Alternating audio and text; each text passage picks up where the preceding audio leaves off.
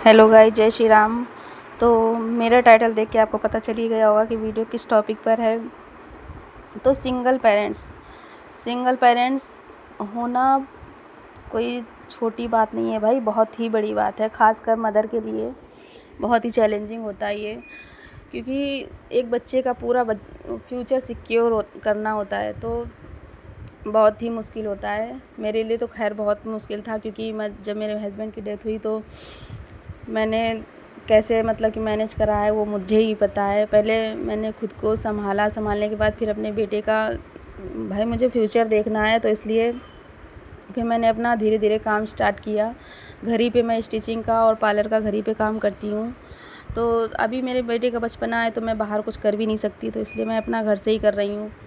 और ये सब कुछ करना मेरे लिए तो बिल्कुल भी आसान नहीं था, बहुत ही मुश्किल था।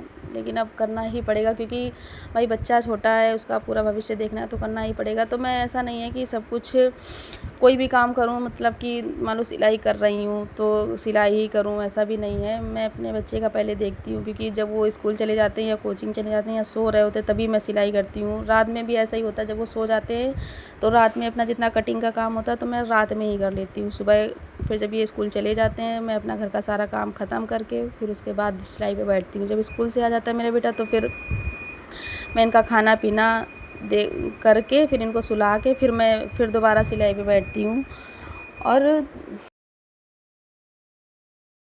बिना हस्बैंड के लाइफ बहुत ही डिफ़िकल्ट हो जाती है, ख़ास करके सोशल, फाइनेंशियल और हाउस की बहुत सारी रिस्पॉन्सिबिलिटी होती है। हस्बैंड होने से पता है बहुत ही ये रहता है कि वो, जैसे कि स्कूल के बच्चे का स्कूल हुआ, बाहर का जितना हुआ तो सब वो हस्बैंड देख लेते हैं, तो वाइफ़ को इतना वो नहीं रहता है, वो अपना घर का देख लेती है। लेकिन जब सब कुछ ही अगर एक लेडीज़ को करना होता है ना, तो फिर बहुत ही मुश्किल रहता है उसके लिए।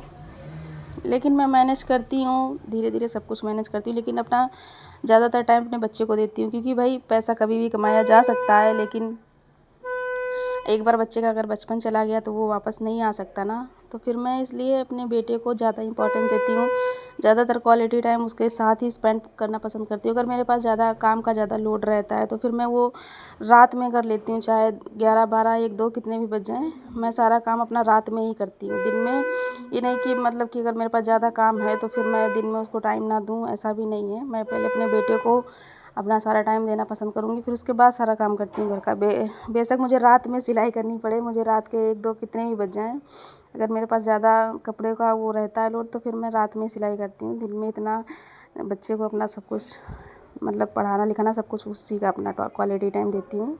बाद में अपना सब कुछ मैनेज कर लेती हूँ, धीरे से भाई करना पड़ता ही है, क्योंकि बच्चा छोटा होता है ना, तो उसको माँ बाप दोनों का ही प्यार देना बहुत ज़रूरी होता है, क्योंकि वो इतना नहीं समझते हैं।